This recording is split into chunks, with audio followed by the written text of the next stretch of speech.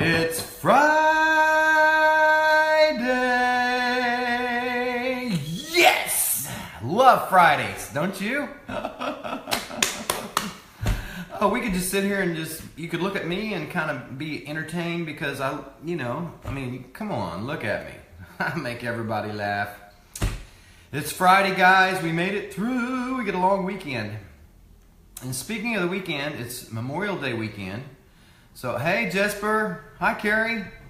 I just want you guys to remember what Memorial Day weekend is all about. It's not about cooking out on the grill.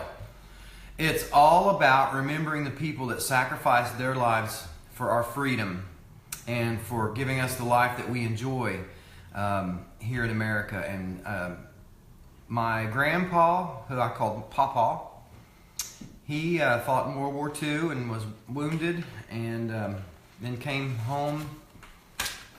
He was wounded very badly. So anyway, I choose to remember him. My uncle fought in the Korean War. And I have many friends that have served in the military, and I just thank you. Thank you for doing that. And Memorial Day is to remember the people that gave up something for us. And so anyway, there's my little spiel for this morning. But my talk this morning is that everyone has a story. Everyone has a story. Like I said, my Papa Martin, he was wounded in excuse me. Oh, Carrie, your son was a Ranger. That's awesome. Those guys are tough, aren't they? I work with some Marines, and they're tough too. Man, all those guys. I work with a couple of Navy folks. Just tough people, good people, and disciplined. And anyway, my Papa Martin was wounded in World War II. He was walking across a bridge. He fought in the infantry for Patton. And he was walking across a bridge. And he, hi Natalie, good morning. It's Friday. He was walking across a bridge in Germany. And he stumbled on something. He doesn't remember what it was. And at that very moment, there was a sniper that took a shot, and at that very moment, when he stumbled and fell forward, the fellow behind him took the bullet for his country, and that always stuck out in my mind. It wasn't his time to go, but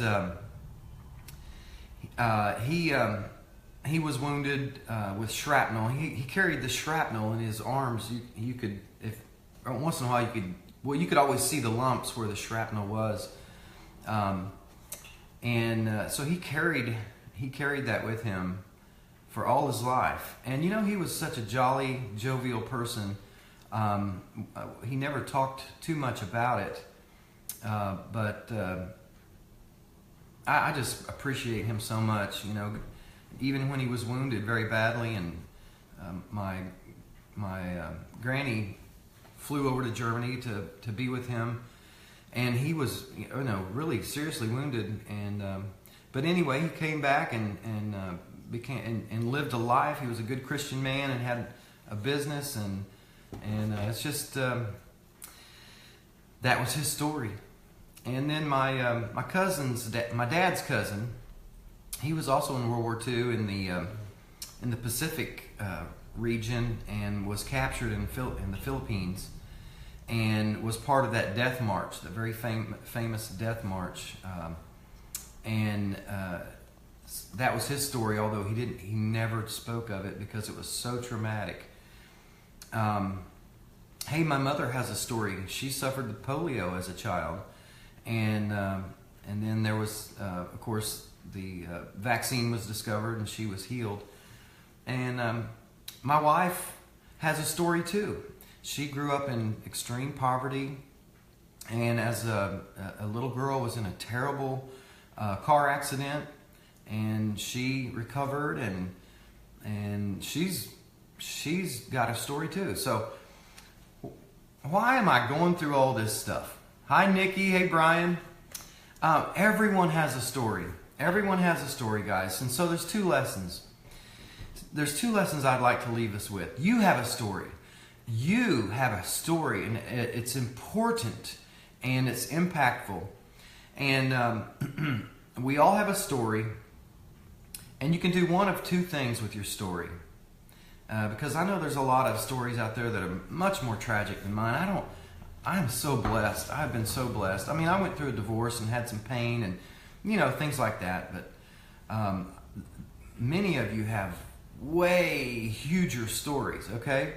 And so, over the weekend, I heard a lady's story. She was in an abusive, alcoholic relationship with her children, and it got so bad that, pardon me, one day she just moved. She was worried that her daughter was going to be in danger from the father, and she could just take it no longer, and she moved away.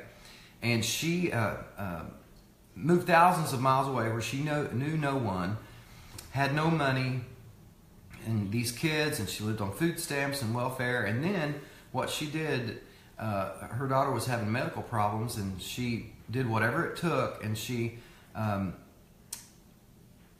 actually found a company that had a weight loss program. She got her daughter on it. Her daughter thrived and lost weight and became more healthy.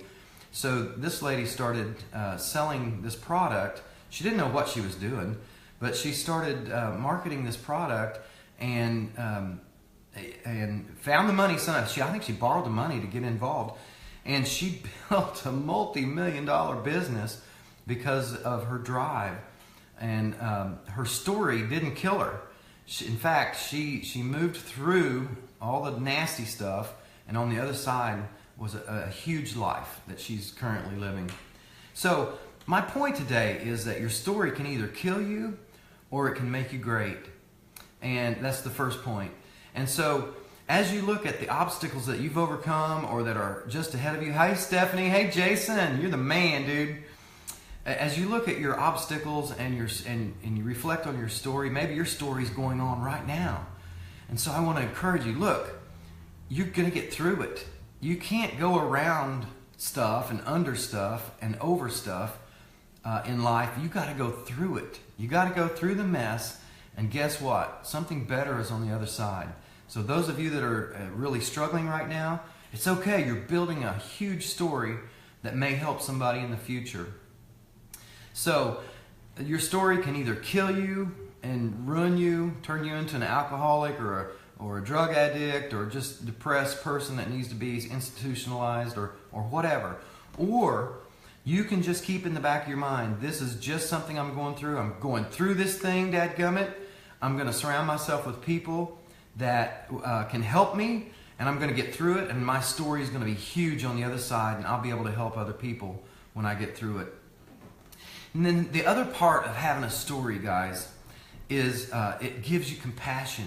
As you are on the other side and you're beginning to be blessed and you've worked through this obstacle and you've gotten to the other side, you've gotten to the top of the mountain, so to speak, you can look down and reach out and help somebody else through their obstacle, through their story. You can be an encouragement because it gives you compassion. You understand what they're going through, so you can give them compassion and encouragement and love on them and just keep them on the trail. And that is so huge. So your story is important. That's my point today. Your story is important. Don't keep it to yourselves. Talk about your story. Don't dwell in the past. That's not what I'm saying.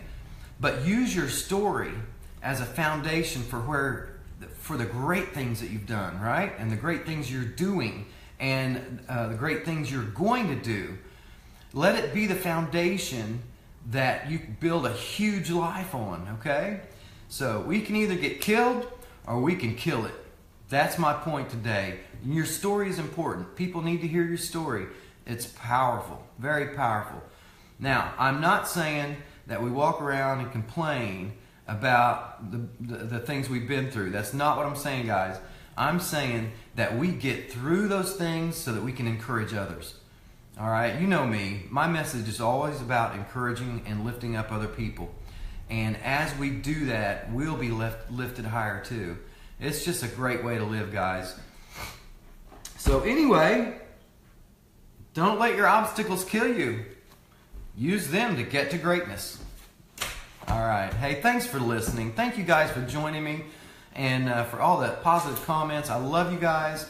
Hope you have a great weekend. And remember, Memorial Day is to pay tribute to those people who are currently and in the past have sacrificed their lives for our country, for our freedoms, so that we can cook burgers on the freaking grill on Memorial Day. All right, let's don't lose sight of what it's all about.